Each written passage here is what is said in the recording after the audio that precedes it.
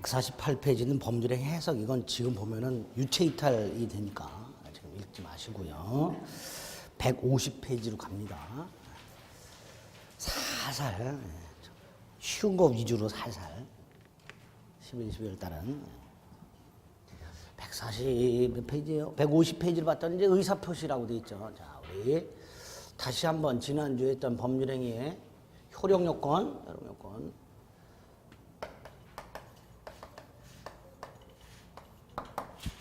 당사자는 능력을 갖출 것,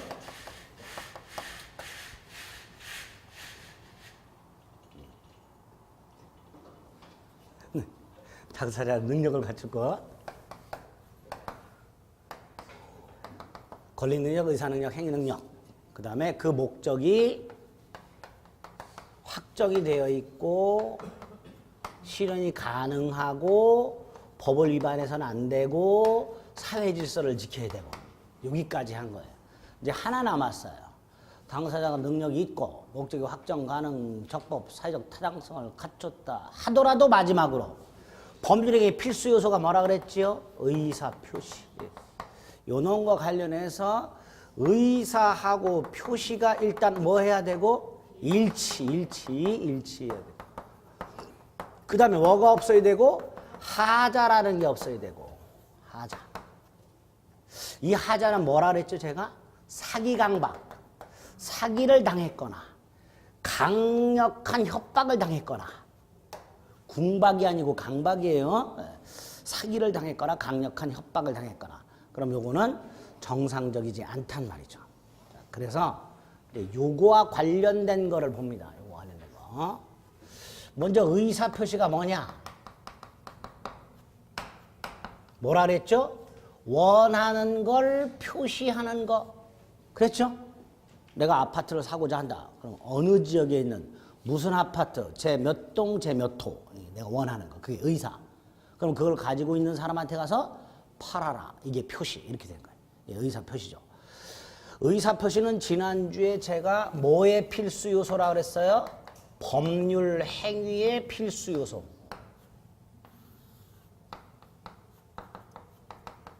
그래서 이 의사 표시가 비정상적이다.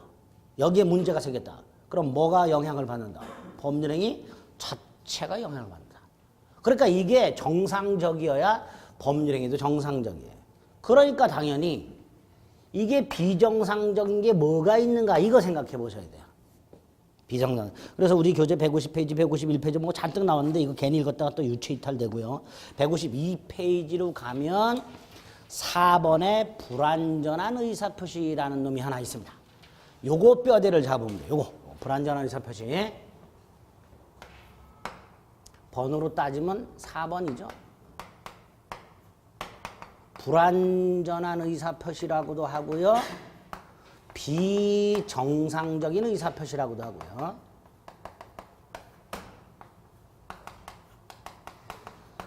좀 전에 정상적인 건 두 가지예요. 의사표시가 일치하고 하자가 없어. 이게 정상적인 거예요. 그럼 비정상적인 건 두 가지겠죠.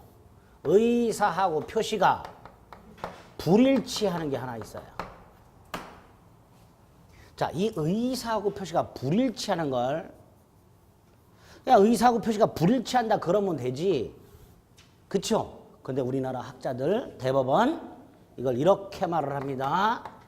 의사의 흠결. 짜증이 나요, 이런 것들 보면. 왜 이런 말을 하는지. 그렇죠?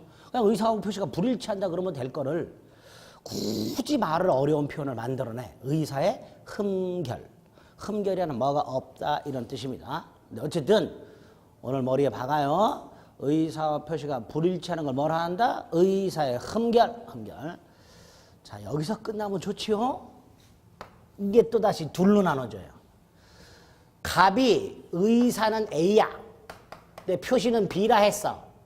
의사와 표시가 불일치해. 그걸 갑이 스스로 알고 있는 경우, 자신의 의사와 자신의 표시가 일치하지 않는다는 걸 스스로 알고 있는 경우, 요거를 의사의 의식적 흠결. 화가 더 나지요? 말이 어려워서 화가 나요. 의사의 의식적 흠결. 내용은 알아. 의사표시가 불일치한다는 걸 알고 있어. 그러면 될 거를. 의사의 의식적 흠결이 돼. 그럼 모르는 경우도 있겠죠. 뭐라 그러면 돼요? 무의식적 흠결 이렇게 불러요.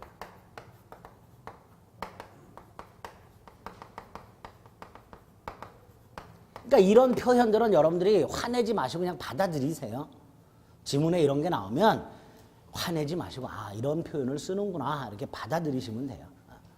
자, 먼저 의사의 의식적 흠결 알고 있는 거 간단해요. 이거는 갑이 을하고 사귀어요. 결혼을 약속했어요. 근데 이 갑이 이 전지현만 나오면 아주 눈이 돌아가. 전지현을 너무 좋아해. 을이 물어보죠. 자기 전지현이 좋아? 내가 좋아?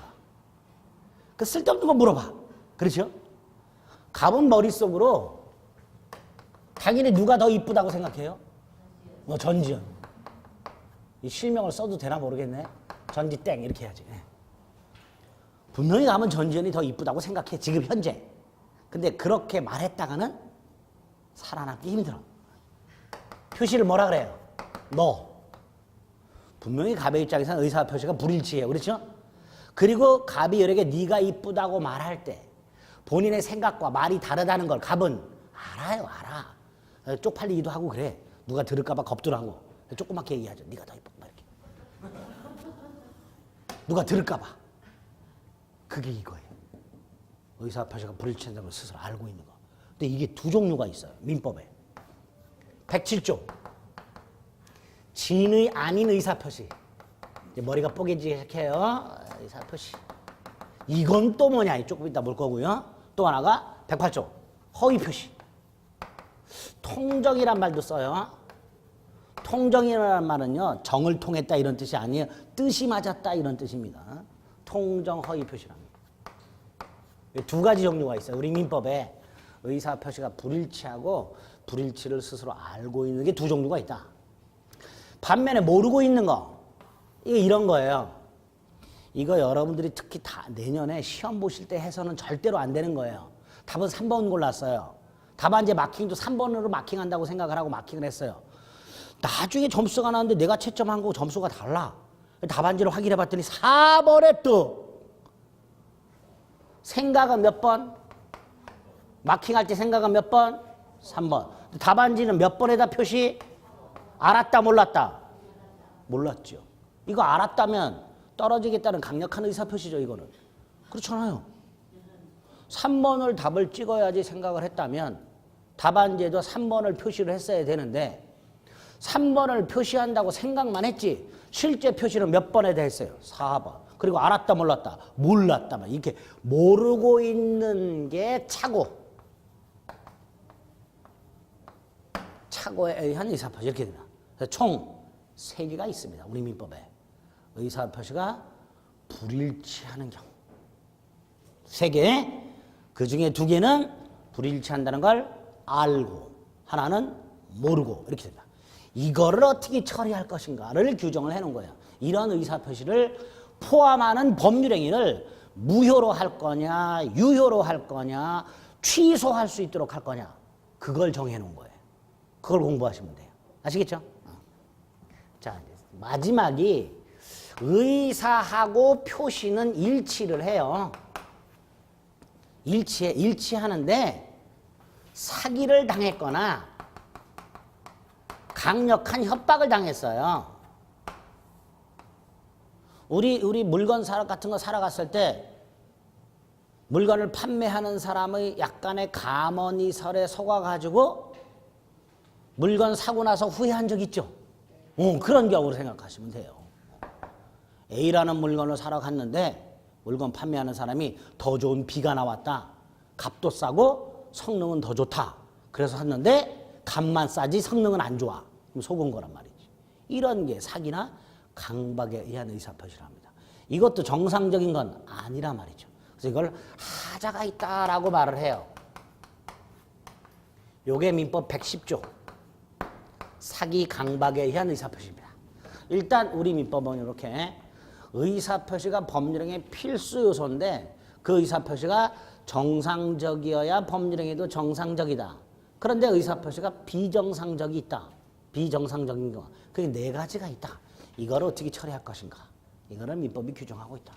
이렇게 뼈대를 잡아두시면 됩니다. 그리고 먼저 오른쪽 153페이지. 딱 나왔어요. 일단 타이틀이 의사표시의 불일치 이렇게 돼 있고 의사의 흠결 이렇게 돼 있습니다. 그리고 또 길게 뭐라 돼 있어. 표시 행위에 대응하는 내심적 효과의사가 없다 이렇게 돼 있어. 이건 지금 몰라도 돼요. 그냥 의사표시가 불일치하는 걸 뭐라 한다? 의사의 흠결이라 한다. 여기까지만 일단 생각을 해줍니다. 그 중에 첫 번째 비진이 표시가 나왔어요. 진의 아닌 의사표시라고도 합니다. 단독 허위 표시라고도 해요. 심리유보라고도 합니다. 심리유보라는 건 속마음을 감춘다 이런 뜻이에요. 이게 비진의 표시예요. 그런데 뜻은 어렵지 않은데 조문이 어려워요. 조문을 한번 보겠습니다. 이거 이해할 생각하지 마세요. 107조가 이렇게 돼 있죠. 1항에 의사표시는 표의자가 진이 아님을 알고 한 것이라도 그 효력이 있다. 그러나 표의자의 진이 아님을 상대방이 알았거나 알 수 있었을 경우에는 무효가 된다. 2항 전항의 의사표시의 무효는 선의의 제3자에게 대항하지 못한다. 이렇게 돼 있어요. 이제 이 말뜻을 이해하는 거예요. 이 말뜻. 이 조문의 의미가 뭔지. 자, 먼저 107조 1항. 진이 아님을 알고 한 의사표시. 조금 쉽게 풀었으면 의사와 표시가 불일치한다는 걸 알면서 한 의사표시 이렇게 되죠. 그렇죠? 어떤 경우가 있을까요? 예를 통해서 이해하시면 쉬워요. 거짓말하는 거예요. 아까 말씀드렸듯이 전전이 이쁘다고 생각을 해. 그런데 말은 네가 이쁘다고 말을 해. 이게 비진의 표시예요. 이게 비진. 이런 비진의 표시를 하게 되면 상대방은 작두를 타지 않는 한 이게 거짓말이라는 걸 알까요? 모를까요? 모르는 게 보통이죠. 모르는 게. 그게 비진의 표시예요. 대표적인 판례가 이런 게 많지요. 거짓, 사직서 제출. 거짓 사직서가 뭐예요? 사직의 의사 없이 사직서를 내요. 부장님한테 좀 혼났다고 사표를 확 내면서 무슨 생각을 해? 잡겠지. 예? 내가 회사에 얼마나 중요한 사람인데 뭐 이래가면서 본인 스스로 그런 생각을 하고 잡겠지라고 생각하고 사표를 확 내. 그 이런 거예요. 사직의 의사가 있다 없다? 없다. 사직 의사 없이 사직서 제출. 그래서 앞으로 무슨 의사 없이 뭐뭐 하였다 라고 나면 이거 뭘 말하는 거다? 비진의 표시를 말하는 거다. 무슨 의사 없이 뭐뭐 했다 이렇게 나오면 아 이건 비진의 표시. 증여 의사 없이 증여했다. 예? 사직의 의사 없이 사직서를 냈다. 이런 게 뭐다? 비진의 표시다 라고 생각하시면 돼요. 그런데 그 다음이 중요하죠. 요건은 나중에 생각하고요. 효과를 생각해 봅니다. 자, 여기서 이제 107조 1항을 두 번째로 이해하시는 거예요. 좀 전에 표의자가 진이 아님을 알고 한 의사표시. 이거 사직의 의사 없이 사직서를 냈어. 근데 그 다음에 뭐라고 돼 있어요? 효력이 있다 이렇게 돼 있어요. 효력이 있다가 뭐예요? 유효하다. 사직서 제출은 유효다 무효다? 유효다. 그러니까 부장님한테 사표를 냈는데 부장님이 사표를 수리했어. 그럼 어떻게 해야 돼? 짐 싸야 돼. 짐 싸야 돼요. 괜히 부장님 제가 사실은요 뭐 어쩌고 해봐야 소용없어요. 이미 사직은 된 거예요. 스스로 사표 쓴 거예요. 그렇게 돼 있어요. 107조에서. 뭐라고 돼 있다고요? 표시한 대로 그대로 효력이 있다. 표시한 대로 그대로 효력이 있다. 유효한 거예요. 그렇죠? 그럼 함부로 사표 쓰면 돼 안 돼? 그대로 유효합니다. 이렇게 돼 있어요. 107조 1항에. 비정상적임에도 불구하고 상대방이 모르기 때문에 상대방이 이게 거짓말이라는 걸 모르기 때문에 표시한 대로 그대로 효력이 생기는 걸 원칙으로 해놓은 거예요. 그게 107조 1항 첫 번째 문장의 뜻입니다. 요거를 107조 1항 본문이라고 그래요. 본문. 우리 107조의 을 다시 한번 보면요. 문장이 두 개가 있어요. 그리고 그러나로 연결돼 있죠. 이때 앞에 있는 게 본문이고요. 그러나 뒤에 있는 걸 단서라고 해요. 단서. 두 개의 문장이 그러나 또는 다만 이렇게 연결이 되어 있다면 앞에 있는 게 본문, 뒤에 있는 걸 단서 이렇게 불러요. 제가 다른 데서는 말씀을 안 드리는데 107조 할 때는 꼭 이렇게 구별해드려요. 이유는 나중에 기출지문을 보면요. 기출지문에다가 이런 제 107조 1항 단서 요렇게만 나와요. 지문에. 그러니까 제 107조 1항 단서가 뭔지 알아야 풀 수가 있는 지문이 나와요. 그러니까 오늘 아예 미리 머릿속으로 107조 1항 본문이 뭐고 이건 지금 설명드렸어요. 표의자가 지인이 아님을 알고 한 의사표시라도 효력이 있다. 이게 본문이에요. 거짓으로 사직서를 냈다. 원칙적으로 사직의 효과가 있다. 짐 싸야 한다. 이렇게 생각합니다. 그게 본문의 뜻이에요. 자, 두 번째 단서. 그러나 이유를 봅니다. 뭐라고 되어 있어요? 상대방이 표의자의 지인이 아님을 알았거나 알 수 있었을 때는 무효가 된다. 이렇게 되어 있어요. 예외. 무효가 된다. 언제? 상대방이 알았거나 알 수 있었다.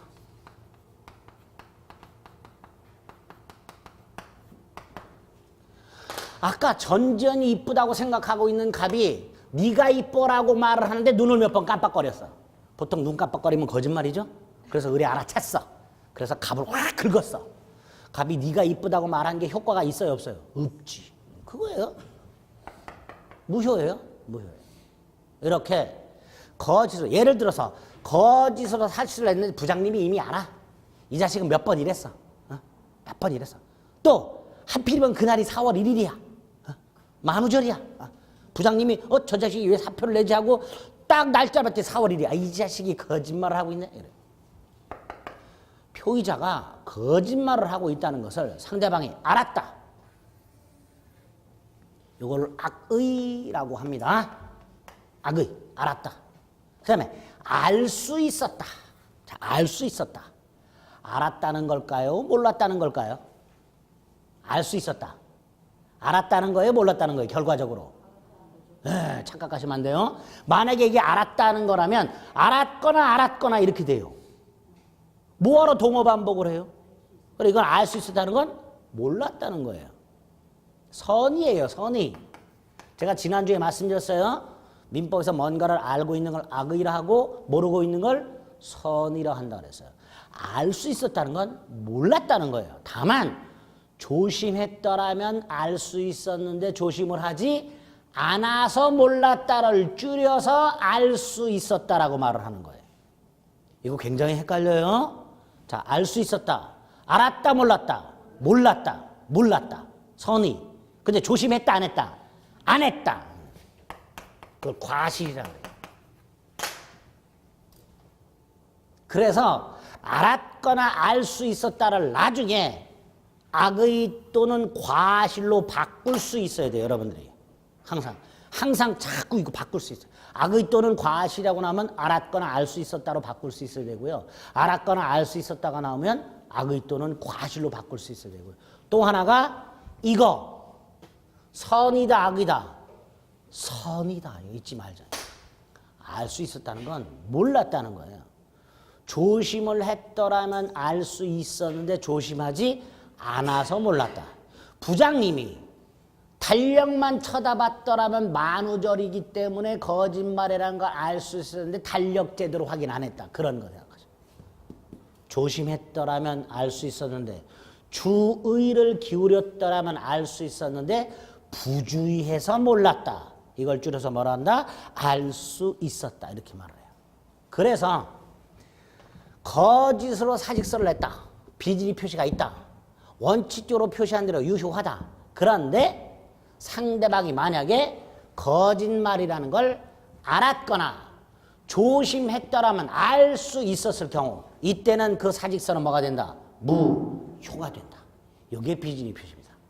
그래서 오늘은 비진이 표시라는 게 도대체 뭐고 조문 특히 1항이 어떻게 되어 있고 그 조문을 요거를 가지고 원칙적으로 표의자가 지인이 아님을 알고 한 의사표시는 효력이 있다. 다만 상대방이 표의자의 지인이 아님을 알았거나 알 수 있을 때는 사직서 제출은 무효가 된다. 이렇게 조문과 예를 매치시켜서 107조 의미를 이해만 하고 계시면 돼요. 됐죠? 그리고 요건 나중에 보고요. 이게 무효가 되었다 하더라도 누구한테는 대항하지 못한다고 돼 있어요. 선의의 제 3자에게는 대항하지 못한다고 돼 있죠. 요거 굉장히 어려워요. 요 말은 나중에 이해할 겁니다. 107조 2항은 나중에 이해할 거예요. 그러니까 1항만 무슨 의미인지 이해를 해 주시면 됩니다. 됐죠? 자, 어떻게 우리 민법이 규정을 하고 있는지 그 기본적인 뼈대만 세워두시자. 두 번째가 108조 허위 표시입니다. 통정 허위 표시라고. 이 통정 허위 표시는 요 비질이 표시를 전제로 해요. 갑이요, 비질이 표시를 해요. 이거 원칙적으로 유효하다 그랬죠. 근데 상대방이 알았거나 알 수 있어서 뭐 무효라 그랬죠. 그런데 허위 표시는 상대방이 합의를 해줘요. 의리요, 갑이 거짓말을 한다는 걸 알면서 맞장구를 쳐줘요. 이게 허위 표시예요. 허위 표시. 예를 들어서 갑이 을하고 사귀고 싶어요. 근데 용기가 없어요. 그리고 한번 얘기했다가 퇴짜를 맞았어요. 무슨 방법이 없을까? 몇 가지 방법인데 하나가 질투심 유발 작전이라는 게 있어요. 네? 을의 친구 병을 갑이 만나가지고 이렇게 작전을 짜. 셋이 만나는 자리에서 내가 너를 좋아한다고 고백을 할 테니 맞장구를 쳐주라. 그럼 내가 백화점 상품권 100만 원짜리 한 장 줄게. 우리 살살 꼬셨어요. 병, 재밌을 것 같아. 그래서 알았어. 합의를 딱 했어. 그래서 셋이 만난 자리에서 갑이 병한테 나 너랑 사귀고 싶다라고 말을 했어요. 진이에요, 비진이에요? 비진이. 병은 이미 알죠? 그 전에 미리 합의했으니까 병이 나도 좋아 그랬어요. 그걸 늘 질투심이 확 안 생기죠? 근데 그렇게 해서 갑하고 병이 미리 짠 거예요. 거짓말을 하기로. 이걸 뭐라 한다? 허위 표시. 그래서 허위 표시는 상대방과 합의 하에 이루어지는 비질이 표시. 이렇게 됩니다. 상대방과 짜고 치는 곳에도 이게 허위 표시예요. 그런데 아까 비진이에 대해서 상대방이 알았거나 알 수 있었다면 뭐라 그랬어요? 무효. 근데 이거는 상대방이 아는 걸로 끝나는 게 아니라 뭐까지 해줬어요? 합의. 그럼 당연히 허위 표시는 뭐가 될까요? 더무효. 이렇게 더무효. 더무효라 그래야 되는데 더무효는 없고요. 그냥 무효 이렇게 돼요. 이게 허위 표시예요. 간단해요. 허위 표시는. 상대방과 합의하에 이루어지는 비질이 표시. 이게 허위 표시입니다. 그래서 허위 표시는 이 기본적인 내용을 물어보는 경우는 별로 없고요. 이 허위 표시에 사례가 되는 거, 예에 해당되는 게 시험 지문에 잘 나와요. 허위 표시 예에 되는 게 대표적인 게 가장매매라는 거예요. 가장매매. 간단히만 봅니다. 간단히 깊이 들어가면 머리 뽀개져요. 가장매매. 가장매매는 이제 집안에 가장이 매매를 하는 게 아니라 가짜 매매를 말합니다. 허위 매매를 말해요. 가짜 매매, 허위 매매. 갑이 채권자로부터 돈을 빌렸어요. 채권자 A가 있어요. 그리고 갑이 땅을 하나 가지고 있는데 갑이 돈을 안 갚으니까 이 채권자는 땅을 경매 넣어서 자신의 채권을 회수할 생각을 할 거예요. 경매 넣는 걸 강제집행이라 합니다. 이때 갑이 돈 갚기는 싫고 이 땅은 팔기는 싫고 그럼 어떤 방법이 있을까요? 빼돌리는 방법. 아까 말씀드린 재산 빼돌리는 방법. 어떻게 빼돌려요? 친구 을과 짜고 매매를 가장해서 등기를 넘겨줘요. 이렇게. 실제 갑은 이 땅을 팔 생각이 있다 없다? 없어요. 없는데 을한테 겉으로는 팔겠다고 한 거고요. 을도 갑이 실제 땅을 팔 생각이 없다는 걸 뻔히 알면서도 합의를 해준 거예요. 그러니까 갑의 비진이가 있고 상대방에 뭐가 있어요? 합의가 있어요. 그러니까 전형적인 허위 표시예요. 이런 걸 가장매매라 합니다. 가장매매.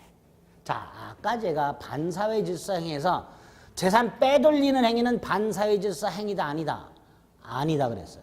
그렇죠? 왜? 여기에 해당돼요. 103조 반사회 질서 행위가 아니라 뭐라고요? 허위 표시다. 허위 표시. 그래서 이건 반사회 질서 행위가 아닌 거예요. 왜? 조문이 따로 있으니까. 108조가 있으니까. 무효로 한다는 규정이 있으니까. 가장매매는 강제집행을 면할 목적으로, 강제집행을 피할 목적으로 가장매매, 가장저당권 설정 이런 것들은 103조가 아니라 108조에서 허위 표시로 무효로 하고 있기 때문에 이건 반사회 질서 행위가 아니다. 요거 시험 지문에 무지막지하게 나옵니다. 반사회 질서 행위 아니라고. 반사회 질서 행위는 아니지만 허위 표시로 무효가 되는 거예요. 됐죠? 자, 그러면 우리 108조에 의하면 허위 표시는 무효라 그랬습니다. 이 무효예요.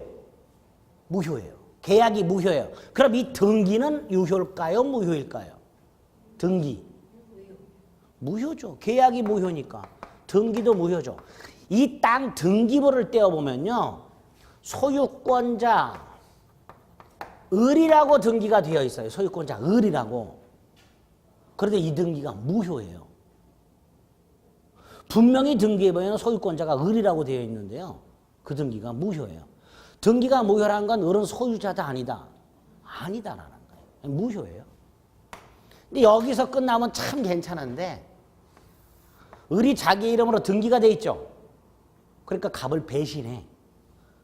어떻게? 팔아먹어. 이 병은 이 땅을 살 때 뭐 확인하고 샀을까요? 등기부. 소유권자가 누구로 돼 있어? 을. 그러니까 병은 을을 철석같이 소유자로 믿고 사겠지요. 자, 병 소유권 취득할 수 있다 없다? 없는 게 원칙입니다. 등기를 믿고 거래했음에도 불구하고 소유권을 취득할 수 없는 게 원칙이에요. 며칠 전에도 신문에 이런 게 나왔어요. 기사가. 갑과 을이 부부인데요. 을 부인이 남편을 죽였어요. 살인. 남편을 살해했어요. 원래 남편이 죽으면 부인이 상속을 받죠. 근데 피상속인을 죽이면 상속인은 상속권이 박탈돼요. 그러니까 얘는 상속을 받을 수가 없어요. 자, 갑이 아파트가 하나 있었는데 부인이 갑을 죽였어요. 근데 살인죄가 밝혀지기 전에 을이 갑을 죽였다는 게 밝혀지기 전에는 겉으로는 이렇게 상속이 됐겠죠. 그리고 팔았어요. 근데 나중에 을이 갑을 살해했다는 게 밝혀졌어요. 그러니까 이 상속이 무효가 돼버렸어요. 그리고 갑의 조카가 상속인이에요. 조카가. 그래서 이 조카가 이 병한테 아파트 내놓으라고 소송을 제기했어요. 누가 이겼을까요? 조카가 이겼어요. 법원은 병, 너는 아파트를 조카에게 반환하라. 판결이 이렇게 나와요. 대법원에서. 그게 신문기사에 나왔어요. 이 사람 인터뷰가 실려있어요. 뭐라고 실려있을까요? 등기부를 믿고 거래했는데 부동산을 사람은 당연히 등기부에 등기된 사람을 소유자라고 믿을 수밖에 없는데 나는 등기를 믿고 거래한 죄밖에 없는데 내가 왜 아파트 소유권이 없냐? 이렇게 기사가 나왔고 기자분도 거기에 대해서 비판적인 기사를 쫙 달아놨어요. 밑에 댓글이 난리가 났어. 병 억울하다 말이지만 난리가 났어.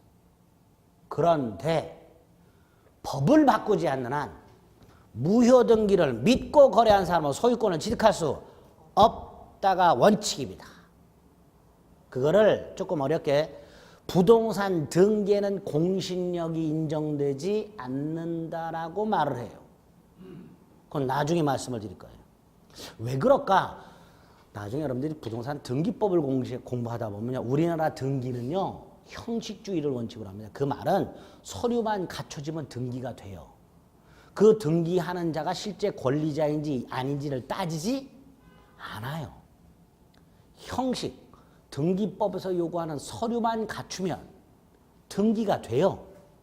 따라서 무효 등기가 존재해요. 우리나라에는. 그렇기 때문에 등기부가 완벽하게 권리를 100% 알리지 않는 한 등기에는 공신력을 인정할 수가 없습니다. 그걸 인정해버리면 서류 위조해서 땅 팔아먹는 행위가 횡행하게 돼요. 그래서 부동산 소유자들은 소유권을 상실하는 경우가 대단히 많아져요. 그렇기 때문에 우리나라는 등기의 공신력을 인정하지 않는 게 원칙입니다. 그럼 병 억울하죠? 억울해요. 어떻게 해야 돼? 여러분들이 가서 등을 토닥토닥 해주세요. 우리나라는 그렇다. 네가 똥 밟은 셈 쳐라. 그래야 돼요. 그래서 병은 나중에 을한테 대금 반환소송 같은 걸 제기해야 되고, 을이 돈이 없으면 뭐 할 수 없죠. 뭐 또 흥신소를 동원하거나 머리 잡고 검은 양복에 다리 터는 분들을 대동하고 가거나 그런 방법밖에 없어요.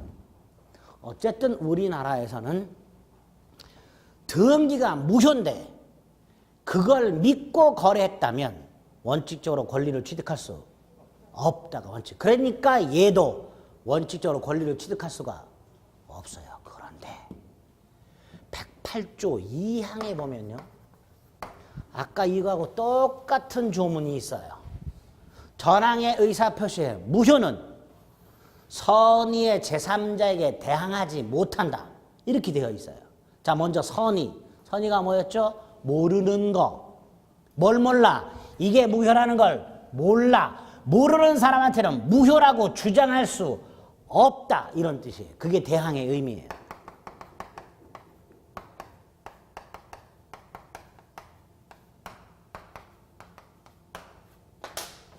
그럼 이런 의미죠. 병이 이 등기가 무효라는 걸 모르고 을이 소유자가 아니라는 걸 모르고 을과 거래했다면 병에게는 이게 무효라는 사실을 주장할 수가 없다. 즉 병은 소유권을 취득한다. 예외가 되는 거예요. 이런 규정이 있어요. 이런 규정이 있을 때만 보호돼요. 무효 등기를 모르고 거래한 사람 원칙 보호된다 안 된다? 안 된다. 그런데 이렇게 특별하게 보호하는 규정이 있을 때 이때는 보호된다.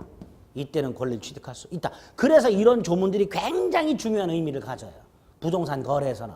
이런 조문이 있냐 없냐에 따라서 얘가 소유권을 취득할 수 있냐 없냐가 달라져요. 근데 이런 경우에는 없어요.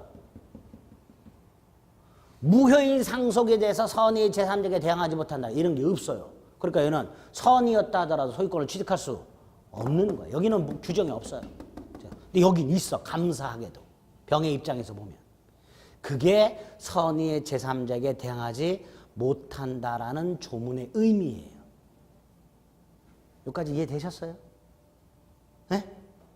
아니야. 이해 안 해도 돼. 이해 안 해도 돼. 표정 보니까 이해하기 쉬운 표정이야. 괜찮아. 그냥.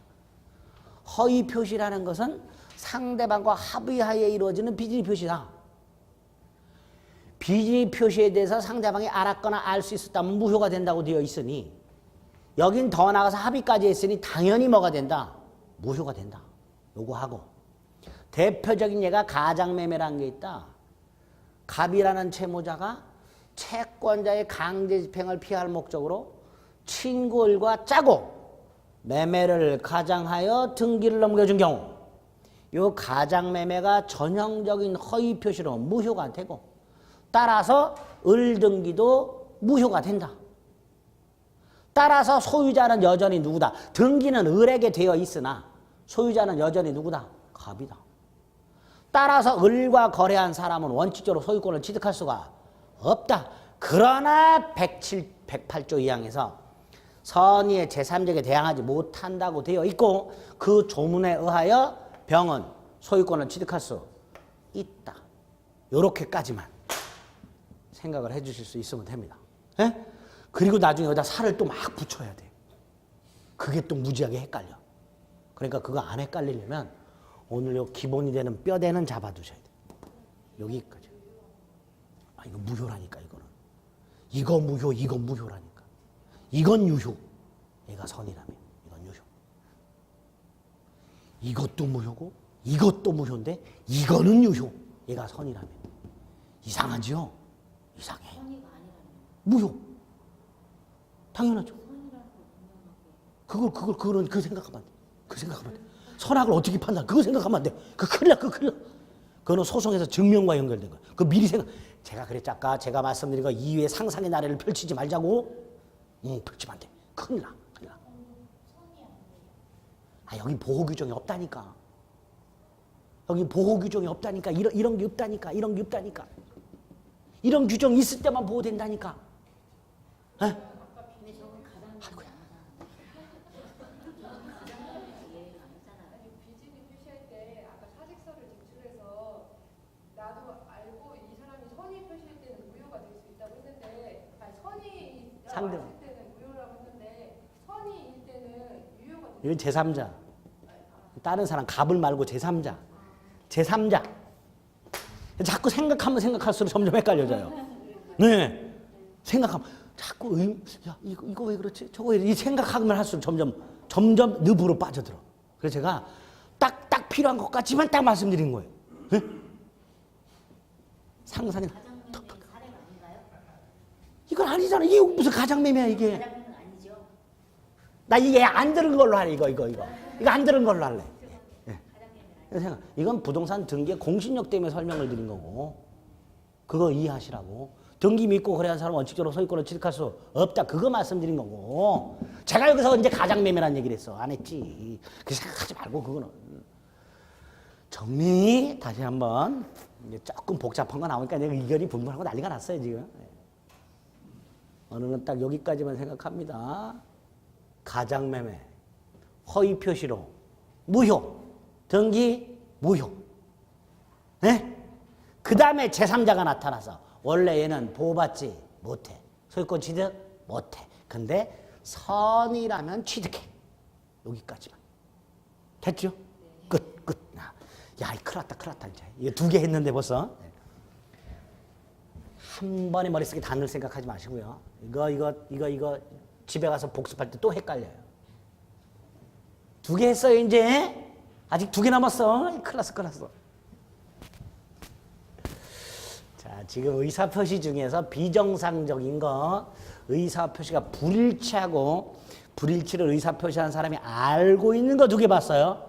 이제 모르는 거, 차고. 자, 이것도 조문 한번 볼게요. 155페이지. 착오에 의한 의사표시라고 되어 있습니다. 1항에 보니까 의사표시는 법률행위 내용의 중요 부분에 착오가 있을 때 취소할 수 있다. 근데 단서에 그러나 그 착오가 표의자의 중대한 과실로 인한 때에는 취소하지 못한다. 뭐 이렇게 돼 있어요. 이 항을 봤더니 전항의 의사표시의 취소는 선의의 제3자에게 대항하지 못한다. 이건 또 무슨 소리냐 말이죠. 그렇죠? 점점 어려워져요. 자, 이것도 간단하게만 생각을 합니다. 간단하게만. 먼저 착오에 의한 의사표시란 의사가 표시와 불일치해요. 아까 말씀드렸어요. 답은 3번으로 골랐고 3번에 마킹한다는 생각을 하고 있어요. 그런데 깜빡하고 4번에다 마킹을 했어요. 다시 말해서 갑이 자신이 잘못하여 4번에 마킹한다는 사실을 안다, 모른다? 모른다. 이게 착오예요. 모르는 경우. 이걸 착오에 의한 의사표시라고 합니다. 일단 기본이에요. 의사표시가 불일치하는 걸 표의자가 모르고 있어. 자, 요건이 나올 것이고요. 효과가 나와요. 효과 좀 전에 뭐라고 돼 있어요? 109조에서 중요 부분에 착오가 있을 때는 뭐 할 수 있다? 취소할 수 있다고 돼 있어요. 근데 제가 지난주에 취소에 대해서 이렇게 말씀드렸어요. 취소하기 전까지는 뭐다? 취소하기 전까지는 유효다 그랬어요. 유효. 그러니까 착오에 의한 의사표시는 유효한 거예요. 4번으로 마킹한 게 유효해요. 그런데 가서 뭐 할 수 있어요? 취소할 수 있도록 되어 있는 거예요. 취소를 하면 뭐가 돼요? 무효가 돼요. 근데 잘 생각해 보세요. 이거 그냥 취소할 수 있다 그러면 돼요, 안 돼요? 안 되죠. 그럼 떨어질 사람이 누가 있어? 다 가가지고 나 잘못해서 몇 번 마킹했다고 다 취소해버리면 떨어질 사람이 누가 있어요? 그래서 착오가 있다. 유효하다. 근데 뭐 할 수 있다? 취소할 수 있다. 그런데 착오가 있다 해서 다 취소할 수 있는 건 아니다. 취소 요건이 정해져 있어요. 뭐라고 돼 있어요? 무슨 착오가 있어야 취소할 수 있다고? 중요 부분, 중요 부분.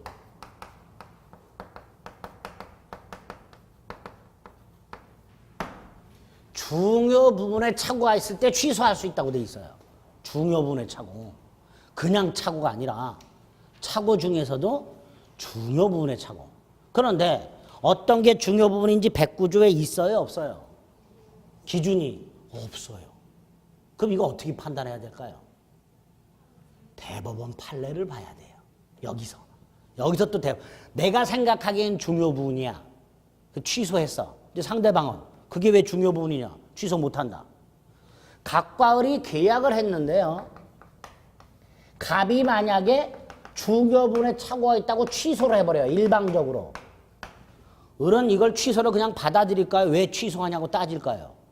따지겠죠, 당연히. 그러니까 야, 난 중요 부분에 착오가 있어서 취소했다 그럴 것이고요. 을은 야, 그게 무슨 중요 부분이야, 자식아. 서로 싸우겠죠. 싸우다 보면 법원의 판단을 받아야 돼요. 그러니까 우리 대법원이 이건 중요 부분이다. 중요 부분이 착오 아니다. 판결해 놓은 게 있어요. 그거 구별해야 돼. 예를 들어서 얘가 100평짜리 땅을 팔았어요. 얘는 100평이라고 생각하고 100평 값을 다 줬어요. 나중에 사고 나서 측량했더니 90평밖에 안 돼요. 을은 면적을 착오했죠. 중요 부분에 착오일까요, 아닐까요? 아니래요. 아니래. 우리 대법원은 면적을 착오한 건 중요 부분의 착오가 아니래. 오, 왜 그러지 말고, 에? 제발. 지금은 이해 못해. 그러니까 제발. 왜 그러지 말고, 내가 생각하고 있는 중요 부분의 기준과 대법원이 생각하는 중요 부분의 기준이 다르구나. 그거 그런 자세. 에? 그냥 받아들이겠다는 그런 자세. 이게 중요해요, 일단은. 그래서 중요 부분에 대한 구체적인 기준이 없기 때문에 중요 부분의 착오에 해당이 되는지 해당하지 않는지에 관한 대법원 판례를 나중에 구별하셔야 돼요. 오늘 벌써 하나 외웠어요. 면적을 착오한 거 중요 부분 아니다 말이죠. 중요 부분이 아니라면 취소할 수 있다 없다? 없다 말이죠. 없다. 왜요? 그러지 마시고 나중에 더 나와요, 많이. 도저히 내 상식으로는 못 받아들이는 게 많이 나와요. 그래서 민법을 힘겨워하세요. 그럼 그거 일일이 다 이해시켜라, 이 자식아. 어떻게 일일이 다 이해시켜? 다 못해요. 아무리 말씀을 해도 이해 못하시고 완강한 분들도 계세요. 나 옛날에 이런 경우가 있어서요. 상가 건물 임대차 보호법을 설명을 드리는데 어떤 분이 갑자기 쉬는 시간에 딱 수업 시간에 먼저 딱 손을 들어요. 그 임대인한테 너무 불리하지 않냐고 딱 그러시더라고요. 네, 이 법은 임대인에게 불리하게 돼 있습니다. 그랬어요. 그랬더니 막 인상을 쓰다가 결국 쉬는 시간에 오셨어요. 자기가 상가 건물을 몇 개 임대하고 있는데 법을 모르시고 계셨나 봐. 너무 불리하지 않냐고 임대인한테. 뭐 이런 거지 같은 법이 있냐고. 자기는 도저히 이해를 못 하겠대. 그 제가 뭐라 그랬을까요? 국회 가서 따지세요. 그랬어요. 국회 가서. 저는 법이 이렇게 되어 있다는 걸 설명하는 사람이지 이 법이 왜 만들어졌는지를 이해까지 시키는 사람은 아니라고. 법의 내용을 이해시켜서 설명드리는 사람이지 제가 국회의원이 아닌데 왜 법을 이렇게 만들었냐고 저한테 따지시면 제가 법을 개정할 수 있는 사람도 아니고 방법이 있잖아요. 근데 그분은 제가 그렇게 말씀을 드렸는데 자기는 도저히 안 맞는데 그러니까 환불받고 그만두셨어요. 실제로. 와, 황당하죠. 이런 분도 있어요. 자기가 국어 선생님이래요. 학원에서 국어 강사래요.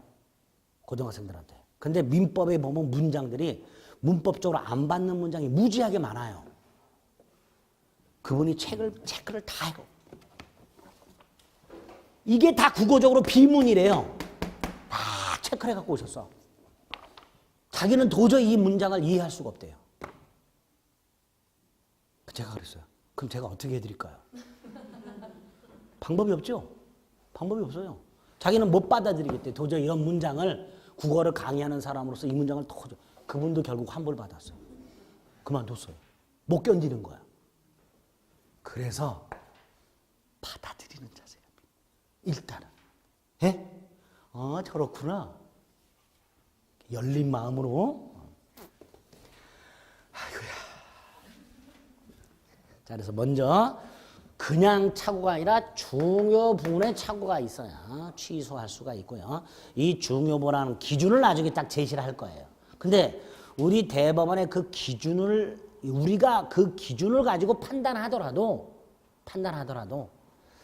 애매한 게 많아요.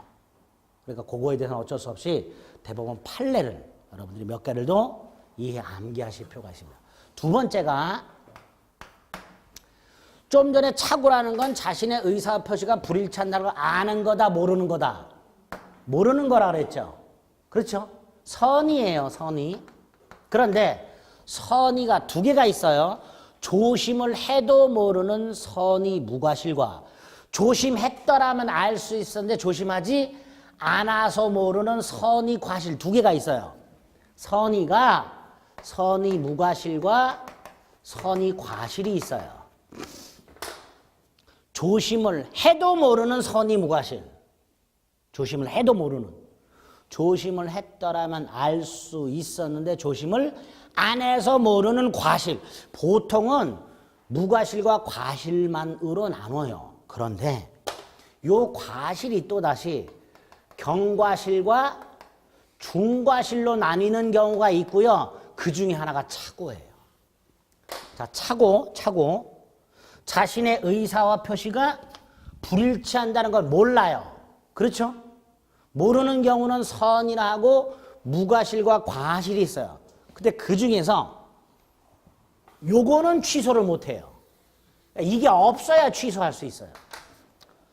자신이 착각을 한 것에 대해서 중대한 과실이 있을 때는 취소를 못한다고 돼 있어요. 분명히 조문에 그렇게 돼 있죠. 그냥 과실이 아니라 중대한 과실이 있을 때는 취소하지 못한다고 돼 있어요. 그러니까 뒤집어서 중대한 과실이 없어야 돼요. 그럼 중대한 과실이 없다라는 건 과실이 아예 없거나 뭐가 있는 거예요? 경과실이 있는 거예요. 그럼 경과실은 뭐고 중과실은 뭐냐? 경과실은 가벼운 과실, 중과실은 무거운 과실. 그럼 경과실과 중과실의 기준은 또 뭐냐? 없지요. 그럼 이건 또 어떻게 돼? 대법원 판례. 예? 대법원 판례. 그거 정리해. 그래서 이 착오가 제일 어려워요. 착오가 여러분들이 공부하시기에 비정상적 의사표시 중에서 제일 어려워요. 기준 애매한 게 두 개가 있기 때문에. 이건 그나마 깔끔해요. 여기서 많이 헷갈렸죠? 근데 여기 더 헷갈려. 기준이 두 개나 나와. 어떻게 해야 될까? 자, 오늘은 착오라는 건 의사표시가 불일치하고 불일치를 모르는 걸 말한다. 그런데 그렇다 하더라도 일단 의사표시는 효력이 있다 없다? 있다. 다만 뭐 할 수 있도록 해놨다? 취소. 그런데 착오가 있다 해서 무조건 취소하게 할 수는 없다. 버스 잘못탔다 해서 취소를 해버리면요. 나를 탔던 곳에 되돌아 버스 기사분이 유턴을 해가지고 그게 취소예요. 그러니까 함부로 취소할 수가 없다. 취소 요건이 필요하다. 그 요건이 뭐냐? 중요 부분에 착오여야 되고 착오자가 무슨 과실이 없어야 되고 중대한 과실이 없어야 되고 그리고 나중에 중요 부분에 관한 기준과 중대한 과실에 관한 기준 이게 좀 헷갈리지만 그거 살을 좀 붙여야 되겠다. 이렇게 생각을 하셔야 돼요. 아시겠죠? 그리고 취소를 해서 무효가 되었다. 여기에 또 뭐가 있었어요? 아까 선의의 제3자에게 대항하지 못한. 그건 또 지금 하면 또 괜히 아까 선의의 제3자 했어. 하지 말걸. 나중에. 오늘은 여기까지만 착오를 생각해 주시면 돼요. 그래도 머리 아프죠? 하나 남았어요. 사기양박. 뽀개질 듯한 머리를 잠시 쉬었다가 하겠습니다. 네.